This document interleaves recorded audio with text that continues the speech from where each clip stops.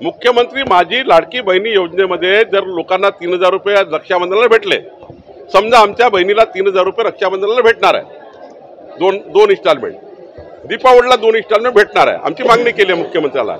जर सरकारच्या तिजोरीतनं 50,000 कोटी गेले तर संजय राऊतचं का बिघडलं? तुमच्या अकाउंटमध्ये गेले का? उद्धव ठाकरेच्या घरातून गेले का? महाविकास आघाडीच्या नेत्याच्या घरातून चालले की भाजपाच्या घरातून चालले? सरकारी पैसा आहे, सरकारी लोकांचा पैसा आहे, सरकारच्या जनतेकडचा पैसा सरकारमध्ये जमा होतो, हा जनतेचा पैसा आहे। जनतेचा पैसा जनतेला गेला तर माझं याला समर्थन आहे।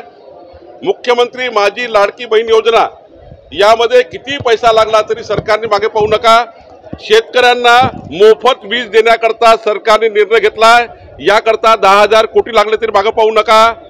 गरीब माणसाला अन्न देण्याकरता किती पैसा लागो मागे पाहू नका। 3 सिलेंडरला मोफत देण्यासाठी जेवढा पैसा लागेल तेवढा द्या। गरीब माणसाकरता जे लागेल ते सरकारने दिलं पाहिजे।